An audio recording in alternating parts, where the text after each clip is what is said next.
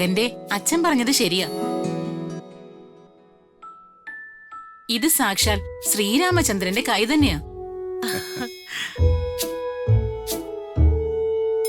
ത്രയംബകം വില്ലൊടിച്ച് രാജകുമാരിയായ സീതയെ സ്വയംവരം ചെയ്ത രാമചന്ദ്രന്റെ കൈ. പക്ഷേ രാമായണത്തിലേതുപോലെയല്ല മകന്റെ കഥയില്. സ്വയംവരം കഴിഞ്ഞ നേരെ പട്ടാഭിഷേകം. മകൻ ഒരു രാജാവായി വാഴും. രാജയോഗമാണ് മകന്റെ കയ്യിൽ ഞാൻ കാണുന്നത്. എന്തായി, ഞാനെന്തേ പറയില്ലായിരുന്ന രാജുവിന്റെ രാജയോഗത്തെ പറ്റിയും രാജകുമാരിയെ പറ്റിയും? അന്ന് നിങ്ങളെല്ലാവരും എന്നെ പുച്ഛിച്ചു.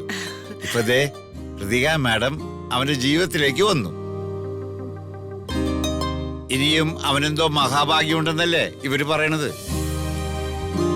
അതെ, ചെങ്കോലും കിരീടവും കയ്യിലേക്ക് വരാൻ ഇനി അധിക നാളില്ല.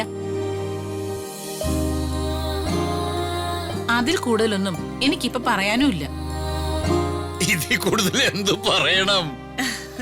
കൃതിക മാഡം ആ കൈയൊന്ന് കാണിച്ചേ.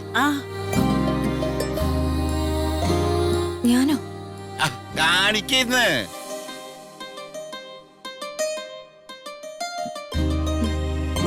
വേണ്ട.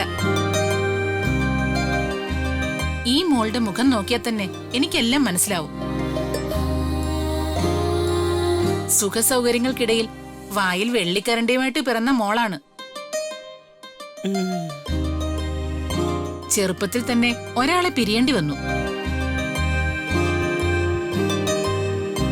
അയാള് മകൾക്ക് വേണ്ടി കാത്തിരിക്കുന്നുണ്ട്.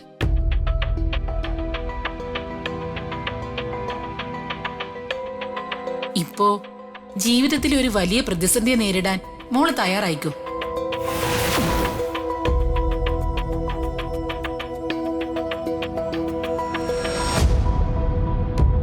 അല്ല, പോവാണോ? ആ, ലക്ഷണവും രേഖയും പറയുന്നതിന് ഞങ്ങൾക്കൊരു കണക്കുണ്ട്.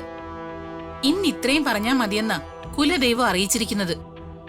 ഞാൻ മടങ്ങുക. ഈ വഴിക്ക് ഇനി ഒരിക്കൽ വരുമ്പോ തീർച്ചയായും ഞാൻ ഈ വീട്ടിൽ വരാം. രാജു, ദക്ഷിണ കൊടുക്കണം. വേണ്ട, ദക്ഷിണയൊന്നും വേണ്ട. എന്ത് സംഭവിച്ചാലും മോള് ഈ താലിയില് ഒരു കൈകൊണ്ട് മുറുക്കെ പിടിച്ചോളണം.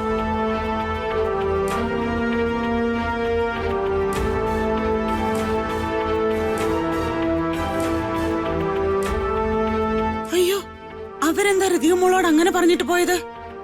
എന്തെങ്കിലും കാര്യം ഉണ്ടാവൂടി.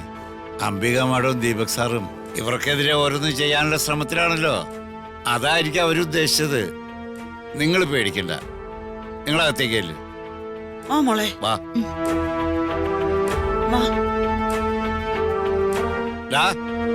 അകത്തേക്ക് വാടാ. ഞാൻ വരാം.